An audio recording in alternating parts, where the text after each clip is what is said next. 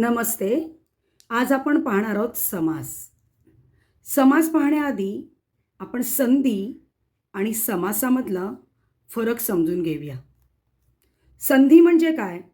तर दोन वेगवेगळे शब्द एकत्र करणे. उदाहरणार्थ हिम अधिक आलय, हिमालय. पुरुष अधिक अर्थ, पुरुषार्थ. आता समास म्हणजे काय पाहूया. दोन वेगवेगळे शब्द शेजारी शेजारी लिहिणे. भाऊ आणि बहीण, भाऊ बहीण. 9 रात्रींचा समूह, नवरात्र. आपण यातले काय केलेत की प्रत्यय गाळून दोन शब्द शेजारी शेजारी लिहिले समासात. तर अशा प्रकारे संधी तयार होते आणि अशा प्रकारे समास तयार होतो. आता हे वाक्य बघा हां. भाऊ आणि बहीण दोघे प्रत्येक दिवशी विद्येच्या आलयात जातात.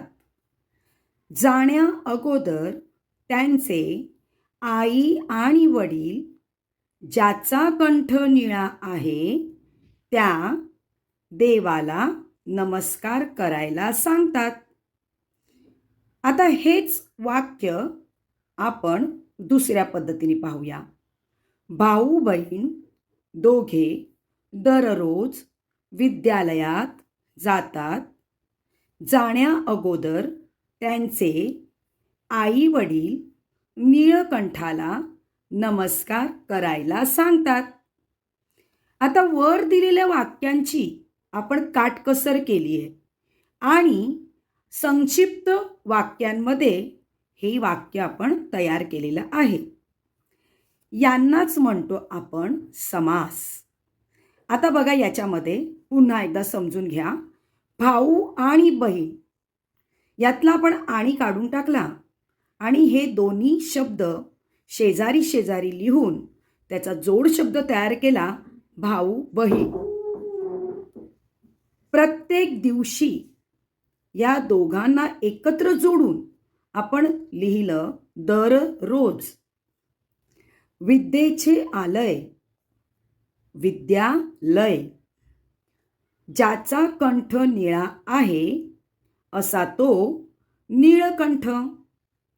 पण आता या चारही शब्दांमध्ये हा शब्द समासात जातो, हा शब्द पण समासात जातो.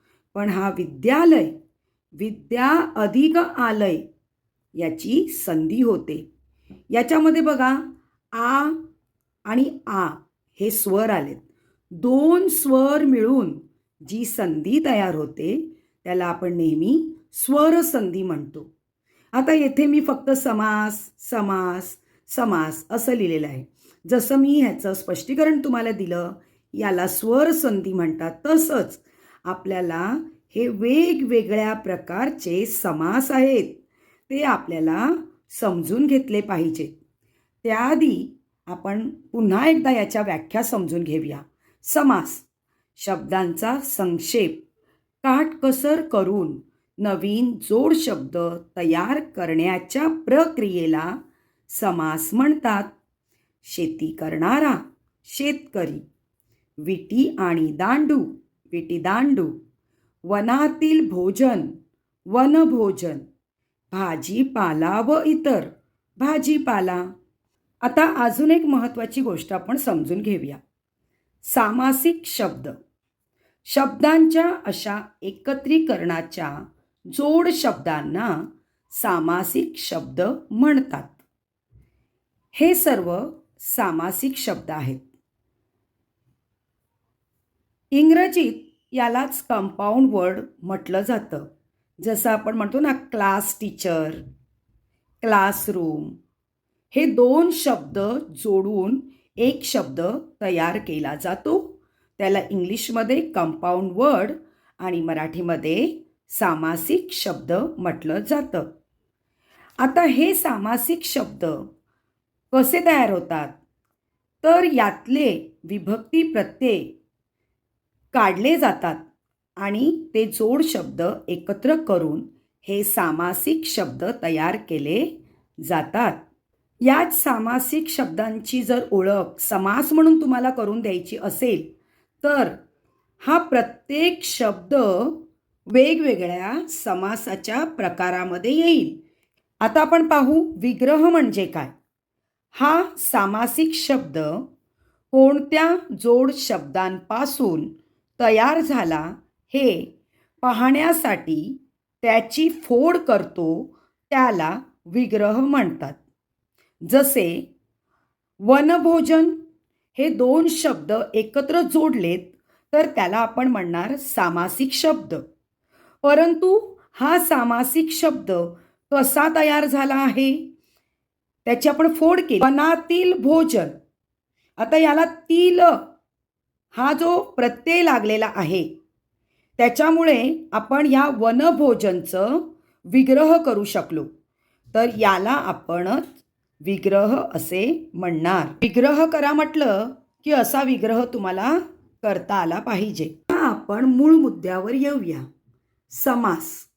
समासाचे प्रकार कसे ठरतात. समास दोन शब्दांनी तयार होतो किंवा पदांनी तयार होतो हे आत्ताच आपण शिकलो. आता कोणत्या पदाला अधिक महत्त्व आहे याच्यावरूनच समासाचे वेगवेगळे प्रकार पडतात. आता कोणते ते आपण पाहूया. समासाचे मुख्य 4 प्रकार पडतात. पहिला अव्ययीभाव समास, दुसरा तत्पुरुष समास, तिसरा द्वंद्व समास आणि चौथा बहुव्रीही समास. आता मगाशी म्हटल्याप्रमाणे पद कोणतं महत्त्वाचं आहे त्याच्यावरून ह्या समासाचे हे 4 भाग पडतात. आता अव्ययीभाव समास याच्यामध्ये नेहमी पहिलं पद जे असतं ना ते महत्त्वाचं असतं. तत्पुरुष समासमध्ये दुसरे पद महत्त्वाचे असते आणि द्वंद्व समासामध्ये दोन्हीही पद महत्त्वाची असतात.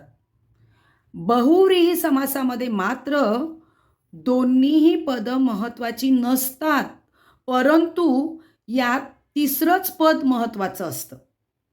तर आता आपण एक एक करून पाहूया. सर्वात पहिला पाहूया अव्ययीभाव समास. अव्ययीभाव समास याला पूर्वपद प्रधान समास असेही म्हटले जाते. म्हणजेच यात पहिले पद महत्त्वाचे म्हणजेच इम्पॉर्टंट असते. हे शब्द उपसर्ग युक्त शब्द असतात. आता उपसर्ग म्हणजे काय तर बघा इथे थोडं एक्सप्लेन केलं आहे.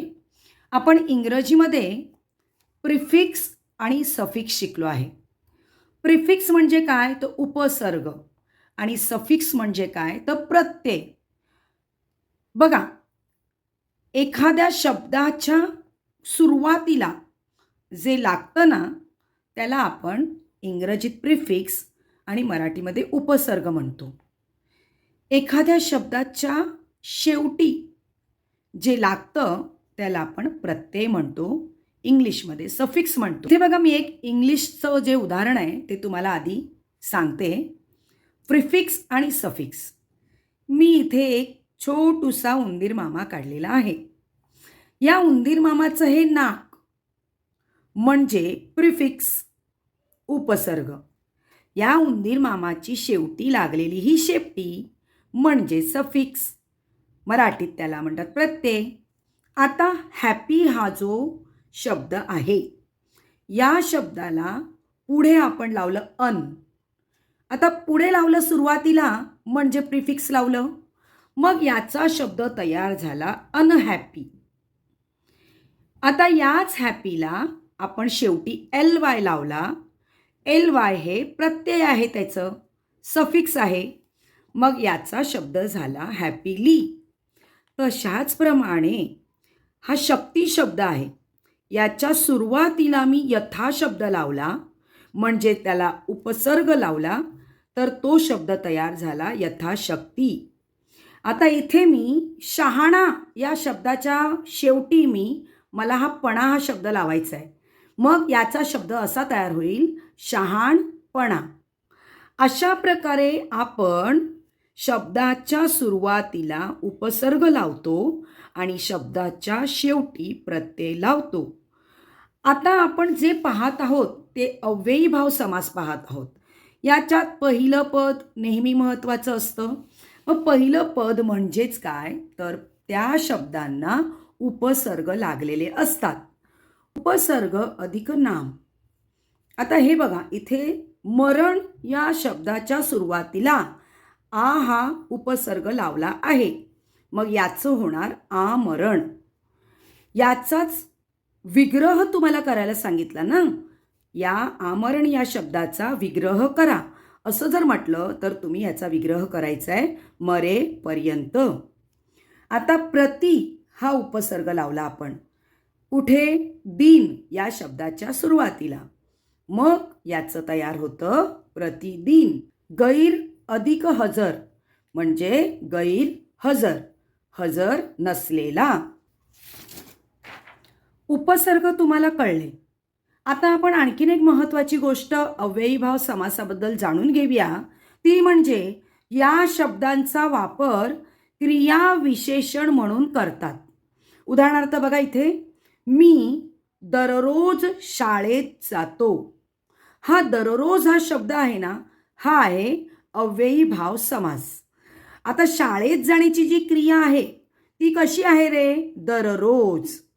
म्हणजे क्रिया विशेषण म्हणजे काय, तर क्रियेबद्दल अधिक माहिती देणाऱ्या शब्दाला, त्याची विशेषता सांगणाऱ्या शब्दाला क्रियेचं विशेषण म्हणजेच क्रिया विशेषण असं म्हणतात. तो रात्रंदिवस कष्ट करतो.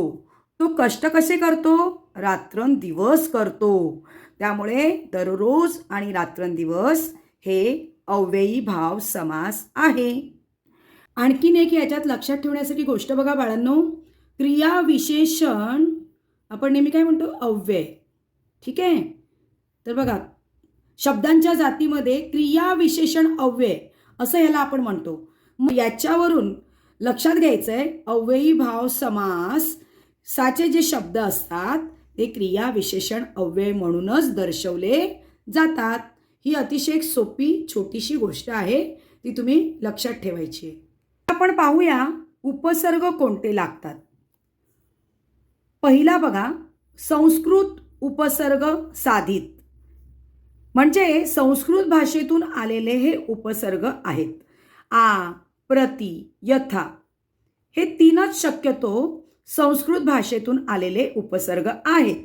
आणि ते बघा, इथे उदाहरण म्हणून आ जन्म, हा जन्म एक शब्द आहे.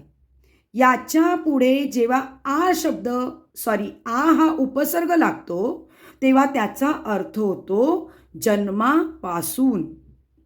आता बघा, इथे दिन हा एक शब्द आहे, पण या दीनच्या पुढे प्रति हा जेव्हा उपसर्ग लागतो तेव्हा त्याचा अर्थ पूर्णपणे बदलतो. त्याचा अर्थ होतो प्रत्येक दिवशी.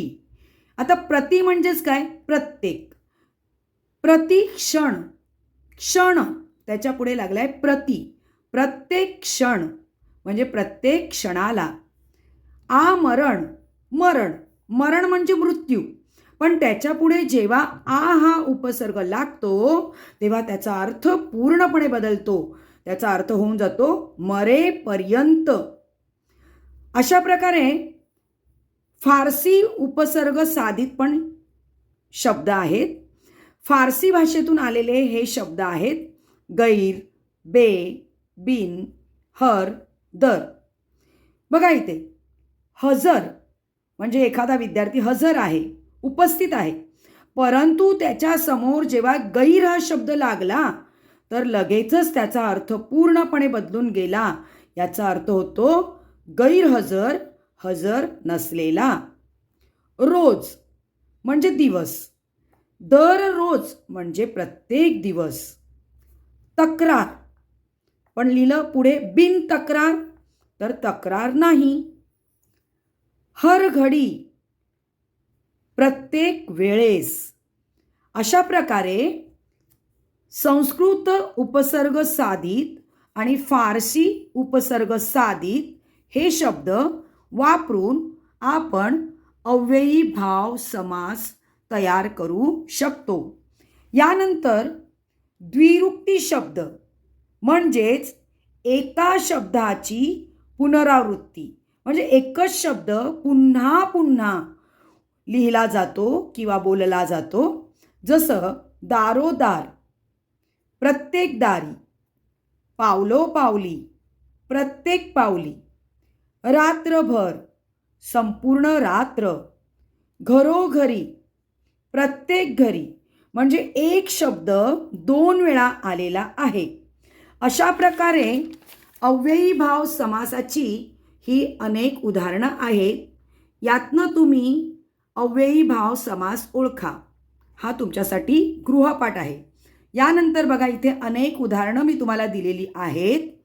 इथे सर्व एकदा व्यवस्थित बघून घ्या, म्हणजे तुम्हाला अव्ययी भाव समास अगदी ओळखण्यास सोपा जाईल. आणखीन काही अव्ययी भाव समास, सामासिक शब्द आणि त्याचा विग्रह इथे मी करून दाखवलेला आहे. अशी अनेक उदाहरणं आपल्याला अव्ययी भाव समासाची देता येतील.